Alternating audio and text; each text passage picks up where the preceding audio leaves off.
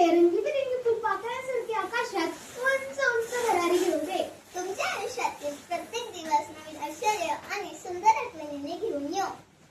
आज वाढदिवस असलेल्या आपल्या प्रिय मित्रमैत्रिणींना यांना वाढदिवसाच्या मनपूर्वक शुभेच्छा.